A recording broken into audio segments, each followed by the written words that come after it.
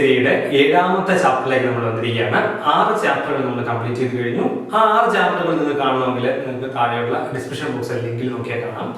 ഇനി നമ്മൾ 7ാമത്തെ chapter permutations and combinations എന്ന് പറയുന്ന ചാപ്റ്ററിന്റെ കോൺസെപ്റ്റുകൾ എന്തൊക്കെയാണെന്ന് പഠിക്കുന്നു. അതിനാവശ്യമായ ചെറിയ ചെറിയ ചോദ്യങ്ങളും അതുമായിട്ടുള്ള ചോദ്യങ്ങളും പറയുന്നു. ഇതിനുശേഷം നമ്മൾ ഒരുപാട് പേര് വീണ്ടും ചോദിക്കുന്നുണ്ട്, പ്രീവിയസ് ഇയർ ക്വസ്റ്റ്യൻസ് എപ്പോഴാണ് വർക്കൗട്ട്, അല്ലെങ്കിൽ മോർ ക്വസ്റ്റ്യൻസ് എപ്പോഴാണ് വർക്കൗട്ട് ചെയ്യുന്നത് ചോദിക്കുന്നുണ്ട്. നമ്മൾ എപ്പോഴും പറയുന്നത് പോലെ നമ്മൾ ഈ 16 ചാപ്റ്ററും വളരെ വേഗത്തിൽ നമ്മൾ തീർത്തിട്ട് നമ്മൾ തീർച്ചയായിട്ടും നെക്സ്റ്റ് മന്ത് ഓഗസ്റ്റിൽ നമ്മൾ സ്റ്റാർട്ട് ചെയ്യും പ്രീവിയസ് ഇയർ ചോദ്യങ്ങളുടെ അനലൈസ്. അപ്പോൾ അതോടുകൂടി നമ്മൾ എല്ലാ ചാപ്റ്ററുകളിലും നമ്മൾ വളരെ എക്സ്പെർട്സ് ആവും.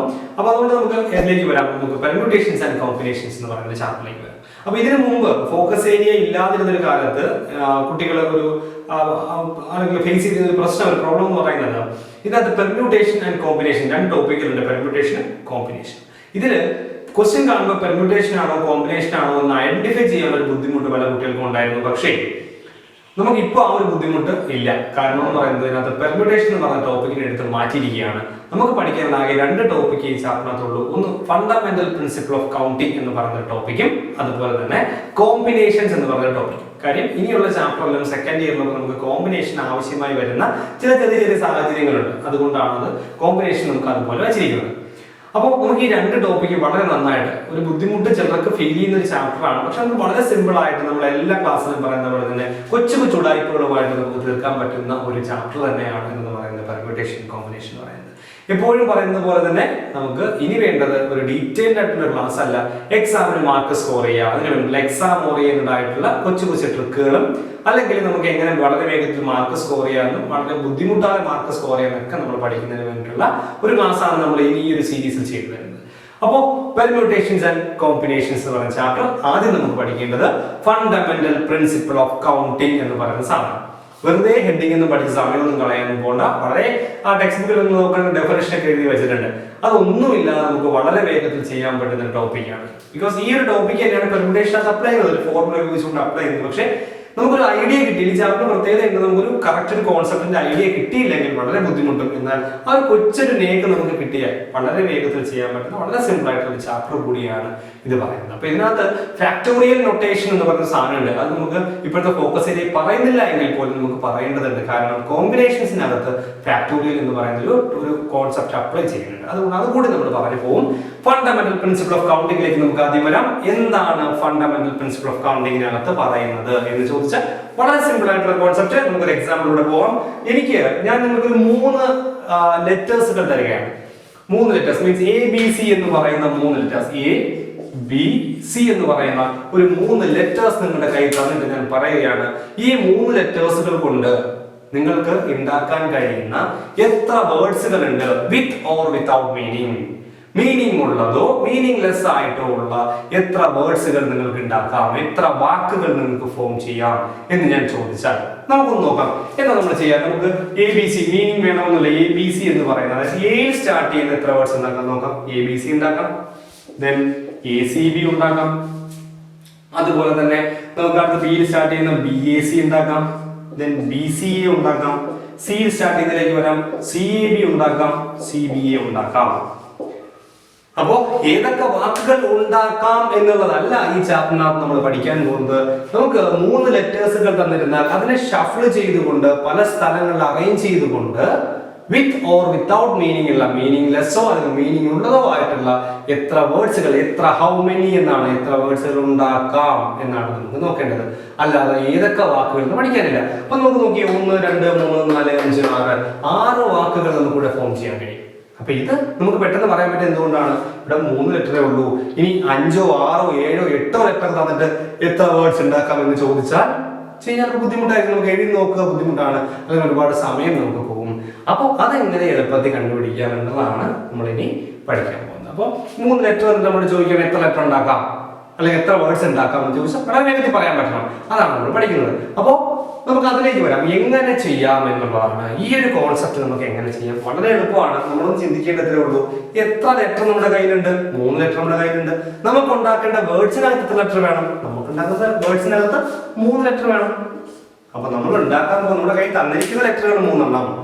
നമുക്ക് എത്ര ലെറ്റർ ഉണ്ടാക്കേണ്ടത്? 3 ലെറ്റർ. ഇനി ക്വസ്റ്റിനകത്ത് ഒരു കാര്യം ശ്രദ്ധിച്ച് നോക്കുക, റെപ്പറ്റീഷൻ അലൗഡ് ആണോ, റെപ്പറ്റീഷൻ നോട്ട് അലൗഡ് ആണോ? അതായത് ലെറ്റേഴ്സുകൾ റിപ്പീറ്റ് ചെയ്യാമോ എന്നും ലെറ്റേഴ്സുകൾ റിപ്പീറ്റ് ചെയ്യാൻ പാടില്ലേ എന്ന് നോക്കുക. ഇപ്പൊ ഇവിടെ ഞാൻ പറയുന്നത് റെപ്പറ്റീഷൻ ഈസ് നോട്ട് അലൗഡ്. അതായത് റെപ്പറ്റീഷൻ അലൗഡ് ആണെങ്കിൽ നമുക്ക് ഇനി ഉണ്ടാക്കുക എങ്ങനെയാണ്? എ 3 വയ്ക്കാം, എ 2 വയ്ക്കാം, അങ്ങനെയൊക്കെ വയ്ക്കാം. അപ്പൊ റെപ്പറ്റീഷൻ അലൗഡ് ആണോ അല്ലെന്ന് കൂടി നോക്കുക. അപ്പൊ റെപ്പറ്റീഷൻ അലൗഡ് അല്ലാത്ത കേസാണ് ഞാൻ പറയാൻ പോകുന്നത്. ഇപ്പൊ 3 ലെറ്റർ തന്നിട്ടുണ്ട്, 3 ലെറ്റർ വേർഡ് ഉണ്ടാക്കണം, റെപ്പറ്റീഷൻ അലൗഡ് അല്ല. 3 കാര്യങ്ങൾ. എത്ര ലെറ്റർ? 3 ലെറ്റർ തന്നിട്ടുണ്ട്, 3 ലെറ്റർ വേർഡ്സ് ഉണ്ടാക്കണം, റെപ്പറ്റീഷൻ അലൗഡ് അല്ല. മീൻസ് ഇവിടെ എ നമ്മൾ വെച്ച് കഴിഞ്ഞാൽ പിന്നെ എ എങ്ങും യൂസ് ചെയ്യാൻ പാടില്ല. ഇത്രയേ ഉള്ളൂ റെപ്പറ്റീഷൻ അലൗഡ് എന്ന് പറയുന്നത്. നോക്കാം, നമുക്ക് ഇങ്ങനെ ചിന്തിക്കാം. നമുക്കറിയാം 1, 2, 3, 4, 5, 6 ലെറ്റർ ഉണ്ടാക്കാൻ പറ്റിയത്. നമ്മൾ പറയുന്ന ഐഡിയയിലൂടെ, നമ്മൾ പറയുന്ന ട്രിക്കിലൂടെ ഇത് നമുക്ക് പെട്ടെന്ന് കണ്ടുപിടിക്കാൻ പറ്റും. നോക്കാം. നമുക്ക് ഫസ്റ്റ് പൊസിഷനിൽ എനിക്ക് എത്ര ലെറ്റർ വയ്ക്കാൻ കഴിയും? വേറെ ഒരു ലെറ്ററും വെച്ചിട്ടില്ല. അതുകൊണ്ട് ഈ പൊസിഷനിൽ എനിക്ക് എ വേണമെങ്കിൽ എ വയ്ക്കാം, ബി വയ്ക്കാം, സി വയ്ക്കാം. ഏത് വേണോ വയ്ക്കാം. എ വയ്ക്കാം, ബി വയ്ക്കാം, സി വയ്ക്കാം. ഏത് വേണമെങ്കിലും വയ്ക്കാം. അപ്പൊ അതുകൊണ്ട് ഇവിടെ 3 ചാൻസസുകളാണ് എനിക്കുള്ളത്. എയോ ബിയോ സിയോ എനിക്ക് വയ്ക്കാം. അപ്പൊ അവിടെ എത്ര ചാൻസ് ഉണ്ട്? 3 ചാൻസ് ഉണ്ട്. ഇനി ഞാൻ എ വെച്ചു എന്ന് കരുതുക, ഫസ്റ്റ് പൊസിഷനിൽ എ വെച്ചു എന്ന് കരുതുക. അങ്ങനെയാണെങ്കിൽ എനിക്ക് ഇനി എ ഉപയോഗിക്കാൻ കഴിയില്ല. പിന്നെ സെക്കൻഡ് പൊസിഷനിൽ എനിക്ക് വയ്ക്കാൻ കഴിയുന്ന 2 ലെറ്ററേ ഉള്ളൂ. ഏതൊക്കെയാണ്? ബിയും സിയും. ബിയും സിയും. സോ അതുകൊണ്ട് നമുക്ക് ഇവിടെ 2 പോസിബിലിറ്റീസ് ഉണ്ട്. ഒന്നുകിൽ ബി അല്ലെങ്കിൽ സി. ഇവിടെയുള്ള പോസിബിലിറ്റീസ് 2ആണ്. റിപ്പീറ്റ് ചെയ്യാൻ പറ്റില്ല, റെപ്പറ്റീഷൻ അലൗഡ് അല്ല. അപ്പൊ നമ്മൾ അവിടെ എന്ത് ചെയ്തു? ബി അല്ലെങ്കിൽ സി. ഞാൻ ബി വെച്ചു എന്ന് കരുതുക. അവിടെ ബി വെച്ചുവെങ്കിൽ ഇനി 3ാമത്തെ സ്ഥാനത്ത് വെക്കാൻ എന്ത് മാത്രമേ ഉള്ളൂ? സി മാത്രമേ ഉള്ളൂ. അതായത് അവിടെ ഇനി എത്ര ചാൻസേ ഉള്ളൂ? 1 മാത്രമേ ഉള്ളൂ. അതുകൊണ്ട് നോക്കിയേ, 3 ഫസ്റ്റ് പൊസിഷനിൽ 3 വയ്ക്കാൻ പറ്റും. കാരണം 3 ലെറ്റേഴ്സ് നമ്മുടെ കയ്യിലുണ്ട്. അപ്പൊ 3 വെച്ച് കഴിഞ്ഞാൽ പിന്നെ അപ്പുറത്ത് വയ്ക്കാൻ 2 ഉള്ളൂ. കാരണം 1 വെച്ച് കഴിഞ്ഞു 3. അതിന് വീണ്ടും വയ്ക്കാൻ കഴിയില്ല. ക്ലിയർ? ഇനി ഇവിടെ 2 വെച്ചു. ഈ 2 ഒരെണ്ണമേ ഇവിടെ വെക്കാൻ കഴിയും. കാരണം ഇവിടെ 2 വെച്ച് കഴിഞ്ഞു. അപ്പൊ നമുക്ക് കിട്ടുന്നത് എന്താണ്? 3 × 2, അത് 3, 2, 1. ഇത് നമ്മളൊന്ന് മൾട്ടിപ്പിൾ ചെയ്ത് നോക്കി. 3 × 2 × 1, 3 × 2 × 1, 3 × 6, 6 × 1, 6 എന്ന് പറഞ്ഞാൽ നമുക്ക് എത്ര വേർഡ്സ് ഉണ്ടാക്കാം? നമുക്ക് 6 വേർഡ്സ് ഉണ്ടാക്കാം. ശരിയല്ലേ? 1, 2, 3, 4, 5, 6 വേർഡ്സ് ഉണ്ടാക്കാം വിത്തൗട്ട് റെപ്പറ്റീഷൻ. ഇത്രയോട് വളരെ സിമ്പിൾ ആണ്. നമുക്ക് വേഗത്തിൽ കണ്ടുപിടിക്കാൻ പറ്റും. അപ്പൊ നമുക്ക് 2 ക്വസ്റ്റ്യൻസ് ജസ്റ്റ് നമുക്ക് പറഞ്ഞു നോക്കാം. അപ്പൊ ക്ലിയർ ആവും. ഇനി റെപ്പറ്റീഷൻ അലൗഡ് ആണെങ്കിലോ റിപ്പീറ്റ് ചെയ്യാമെങ്കിലോ ഒന്ന് ആലോചിച്ചേ. എനിക്ക് എന്ത് ചെയ്യാം? ഇവിടെ 3 ലെറ്റർ വയ്ക്കാം. എയും ബിയും സിയും വയ്ക്കാം. ഇനി ആദ്യ ലെറ്റർ എനിക്ക് ഇവിടെ വയ്ക്കാൻ കഴിയും. കാര്യം എയും ബിയും സിയിൽ എ വച്ചുവെങ്കിൽ അതിന് ബാധിക്കാതെ റിപ്പീറ്റ് ചെയ്യാൻ പറ്റും. സോ ഇവിടെയും എനിക്ക് എന്തെന്ന് വയ്ക്കാം? എയും ബിയും സിയിൽ എ എന്ന് ഇവിടെ 3 വരാം, അപ്പുറത്തും 3 വരാം. അപ്പോൾ 3 × 3 × 3 that is 3 cube 27. 27 ഉണ്ടാക്കാം എന്നാണ് പറയുന്നത്. അപ്പോൾ ഇത് ഓർമ്മിക്കുക. റെപ്പറ്റീഷൻ അലൗഡ് ആണെങ്കിൽ എത്ര നമ്പർ ഉണ്ടോ അതങ്ങ് മൾട്ടിപ്പിൾ ചെയ്താൽ മതി. അത്രയും ടൈംസ് എത്ര ലെറ്റർ വേണോ അത്രയും ടൈംസ് മൾട്ടിപ്പിൾ ചെയ്താൽ മതി. ഇനി അല്ലെങ്കിൽ നമ്മൾ ചെയ്യേണ്ടത് ഈ ഒരു മെത്തേഡിലാണ്. നമുക്ക് മറ്റൊരു ക്വസ്റ്റ്യനോട് വരാം. അപ്പോൾ ഇത് 3 ലെറ്റർ ഉണ്ടായിരുന്നു. 3 ലെറ്റർ നമ്മൾ യൂസ് ചെയ്തുള്ള വേർഡാണ് ഉണ്ടാക്കിയത്. ഇനി ഞാൻ പറയാണ്, നമ്മുടെ കയ്യിൽ ഒരു 4 ലെറ്റർ തന്നിരിക്കുകയാണ്. A B C D. എയും ബിയും സിയും ഡി തന്നിരിക്കുക. എന്നിട്ട് പറയാണ് ഒരു 3 ലെറ്റർ വേർഡ് ഉണ്ടാക്കണം. നേരത്തെ 3 ലെറ്റർ വേർഡ് തന്നെയായിരുന്നു. പക്ഷെ ഇവിടെ 4 letters. We have to form 3 letter words. So നമുക്ക് 3 ലെറ്റർ വേർഡ്സ് ആണ് ഉണ്ടാക്കേണ്ടത്. 3 ലെറ്റർ വേർഡ്സ് നമുക്ക് ഉണ്ടാക്കണം. എത്ര രീതിയിൽ? വിത്തൗട്ട് റെപ്പറ്റീഷൻ എത്ര രീതിയിൽ ഉണ്ടാക്കാം? നമുക്ക് വളരെ സിമ്പിൾ ആയിട്ട് ചിന്തിക്കാം. നമുക്ക് 3 ലെറ്റർ ആണ് ആവശ്യം. അപ്പോൾ നമ്മുടെ കയ്യിൽ എത്ര ലെറ്റർ ഉണ്ട്? നമ്മുടെ കയ്യിൽ 4 ലെറ്റർ ഉണ്ട്. അപ്പോൾ ആ 4 4 വേണമെങ്കിൽ ഇവിടെ വയ്ക്കാം. എയോ ബിയോ സിയോ ഡിയോ നമുക്ക് ഇവിടെ വയ്ക്കാം. എയോ ബിയോ സിയോ ഡിയോ ഇവിടെ വയ്ക്കാം. ഏത് വേണമെങ്കിലും വയ്ക്കാം. ഞാൻ ഇവിടെ 1 വെച്ച് കഴിഞ്ഞാൽ പിന്നെ ഇവിടെ എത്ര എണ്ണം വയ്ക്കാൻ കഴിയും? എനിക്ക് 3 വയ്ക്കാൻ കഴിയും. കാരണം 1 വെച്ച് കഴിഞ്ഞു. അതിന് റിപ്പീറ്റ് ചെയ്യാൻ പാടില്ല. അപ്പൊ എനിക്ക് ഇവിടെ എത്ര വയ്ക്കാം? 3 വയ്ക്കാം. ഇനി ഇവിടെ 3 വെച്ച് കഴിഞ്ഞാൽ ഇവിടെ എനിക്ക് എത്ര വയ്ക്കാനുള്ളൂ? 2 വയ്ക്കാനുള്ളൂ. കാര്യം 4 1 വെച്ചു, ബാക്കിയുള്ള 1 ഇവിടെ വെച്ചു, 2 ബാക്കിയുള്ളൂ. ഇനി അപ്പൊ 4 3 2. കാര്യം ഇവിടെ 1 വരാത്ത കാര്യം എന്താ? നമ്മൾ ഉണ്ടാക്കുന്നത് 3 ലെറ്റർ വേർഡ്സ് ആണ്. 3 ലെറ്റർ വേർഡ്സ്. സോ എന്ത് വരും? 4 × 3 × 2 that is equal to 4 × 3 12 2 24. അപ്പൊ എത്ര വേർഡ്സ് ഉണ്ടാക്കാം? നമുക്ക് 24 4 വേർഡ്സുകൾ നമുക്ക് ഉണ്ടാക്കാം. അതായത് 4 ലെറ്റർ ഉപയോഗിച്ചുകൊണ്ട് 3 ലെറ്റർ വേർഡ്സ് ആണ്. അതായത് ചിലപ്പോൾ ഉള്ള എല്ലാ ലെറ്ററും ഉപയോഗിച്ച് ഉണ്ടാക്കാൻ പറയാം, അല്ലെങ്കിൽ തന്ന ലെറ്ററുകൾ കുറച്ച് ലെറ്റേഴ്സ് എടുത്തുകൊണ്ട് വേർഡ്സ് ഉണ്ടാക്കാൻ പറയാം. അപ്പൊ ഇങ്ങനെ ആയാലും നമുക്ക് ഈ ഒരു മെത്തേഡിൽ പ്രൊസീജ് ചെയ്യാനായിട്ട് പറ്റും. ഓർമ്മിക്കുക, ഈ ഒരു കോൺസെപ്റ്റ് ഓർമ്മിച്ച് വയ്ക്കുക. വളരെ സിമ്പിൾ ആയിട്ട് നമുക്ക് ചിലപ്പോൾ ക്വസ്റ്റ്യൻസ് നമുക്ക് ജസ്റ്റ് ഒന്ന് ഐഡിയ നമുക്ക് പറയാം. അപ്പോൾ അത് നമുക്ക് കുറച്ചുകൂടി ഒരു ഐഡിയ നിങ്ങൾക്ക് കിട്ടാം. അപ്പോൾ ഇതാണ് ആ fundamental principle of counting. Note ടെക്സ്റ്റിലൊക്കെ നോക്കുകയാണെങ്കിൽ ഒരു വലിയ ഡെഫിനിഷൻ ആയിട്ട് എഴുതി വെച്ചിട്ടുണ്ട്. ഒരു ഇവന്റ് എം അതിനെ ഫോളോ ചെയ്തുകൊണ്ട് എൻ എന്ന് പറയുന്ന മറ്റു ഇവന്റ് വരുന്നു. അങ്ങനെയാണെങ്കിൽ ടോട്ടൽ എന്ന് പറയുന്നത് എം ഇൻറ്റു എൻ ആണ്. വെറുതെ ഒരു കാര്യവുമില്ല, തുറന്നു പോലും നോക്കാൻ പോകുന്നതിലേക്ക്. നിങ്ങൾ ഈ ഒരു കാര്യം നിങ്ങൾക്ക് മനസ്സിലാക്കിയത് മാത്രം മതി. എക്സാമിന് ഒരിക്കലും ആ ഡിഫൈൻ ചെയ്യാൻ നിങ്ങൾ പഠിച്ചു വെക്കരുത്. ഈ ഒരു കോൺസെപ്റ്റ് മാത്രം പഠിച്ചു വയ്ക്കുക. അടുത്ത് നമുക്ക് പഠിക്കേണ്ടത് ഫാക്ടോറിയൽ നൊട്ടേഷൻ എന്ന് പറയുന്ന ഒരു കോൺസെപ്റ്റാണ്. Factorial notation. അപ്പൊ ഇത് ഉണ്ടെങ്കിൽ നമുക്ക് കോമ്പിനേഷൻ എന്ന് പറയുന്ന വലിയൊരു ടോപ്പിക് നമുക്ക് പഠിക്കാനായിട്ട് കഴിയും. അതുകൊണ്ട് നമുക്ക് ഫാക്ടോറിയൽ നൊട്ടേഷനിലേക്ക് വരാം. Factorial notation. അപ്പൊ എന്താണ് ഫാക്ടോറിയൽ എന്ന് പറയുന്നത്?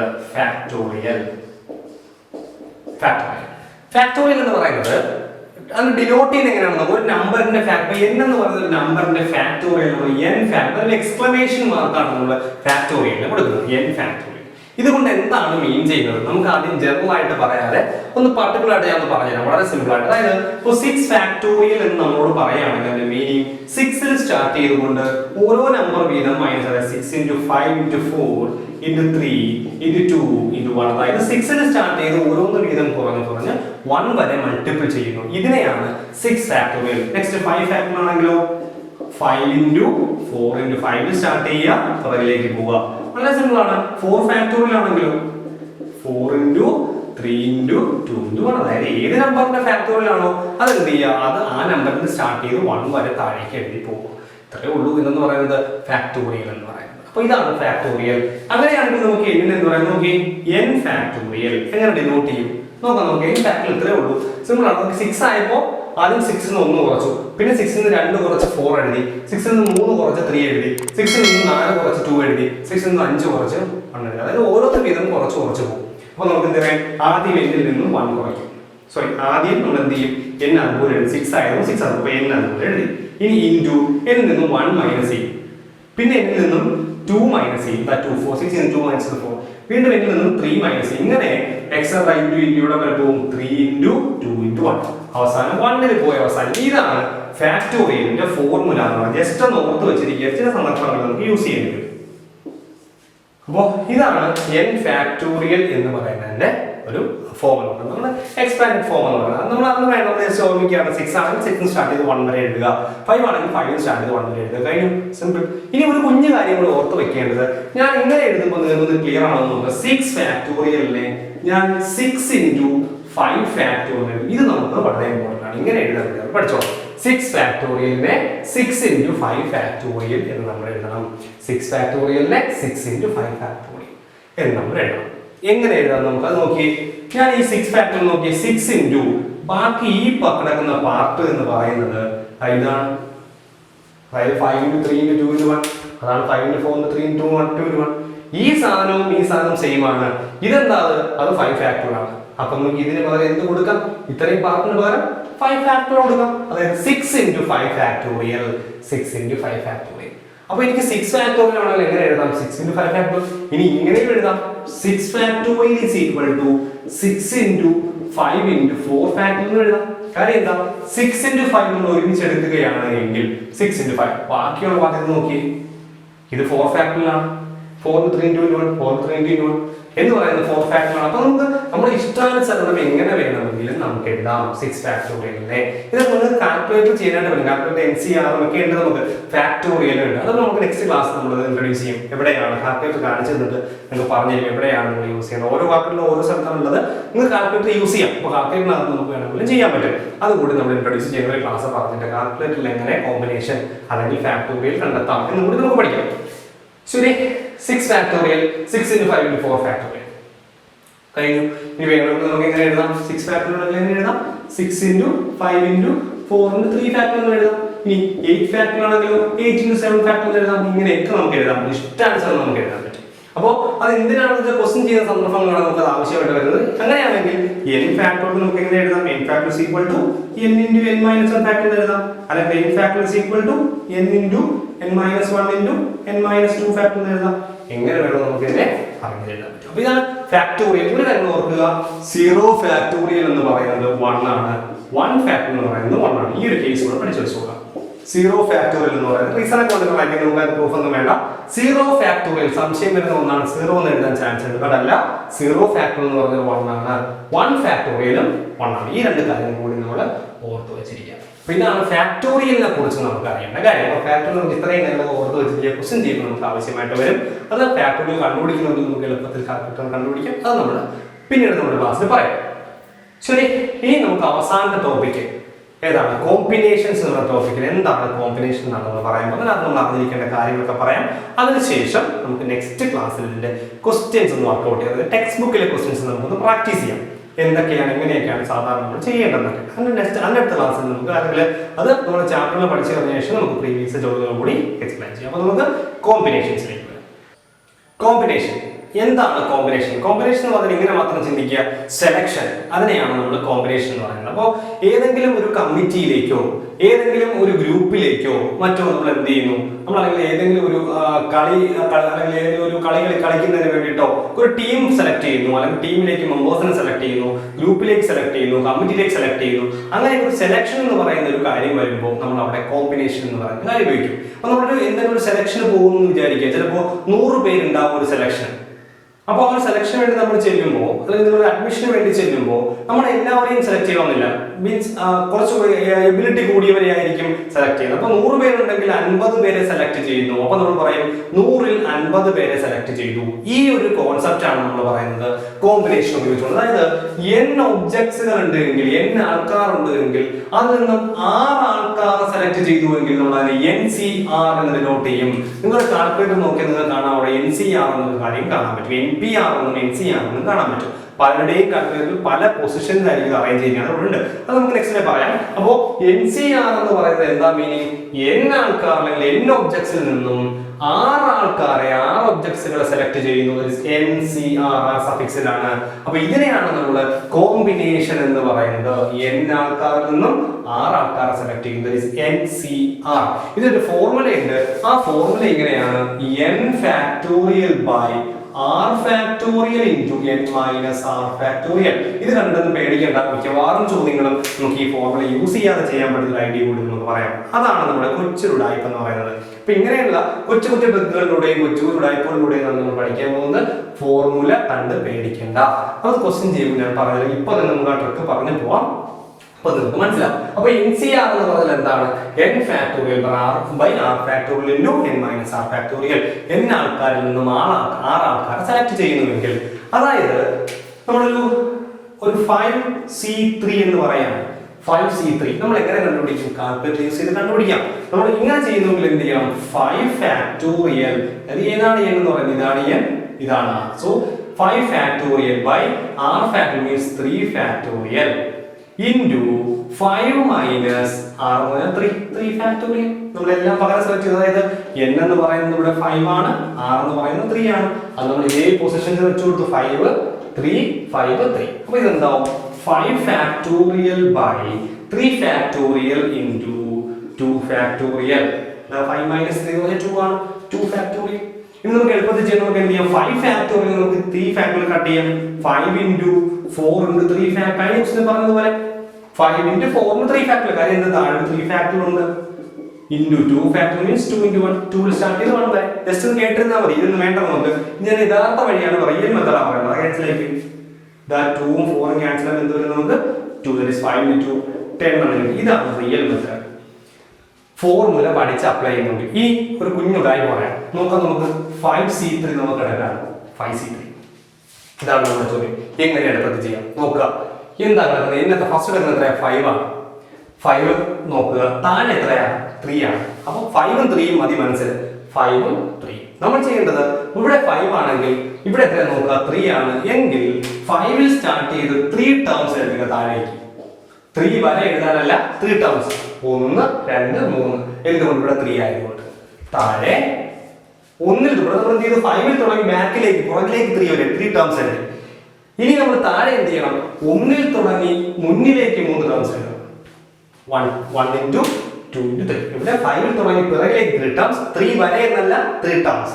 ഇനി ഇവിടെ എന്ത് താഴെ എന്ത് ചെയ്യാം, 1 ൽ തുടങ്ങി 3 ടേംസ് മുന്നിലേക്ക് എഴുതുക. ഒന്ന് ക്യാൻസൽ ചെയ്യാം. 2 ഉം 4 ഉം ക്യാൻസൽ ചെയ്യുമ്പോൾ 2, 3 ഉം 3 ഉം ക്യാൻസൽ ആയി 5 into 3 10. ഇതാണ് നമ്മൾ ഇത്രയും സ്റ്റെപ്പ് ചെയ്തപ്പോൾ നമുക്ക് കിട്ടിയത്. സിമ്പിൾ. നമുക്ക് ഒന്നുകൂടെ നോക്കാം. ഒരു 9C6 നോക്കാം.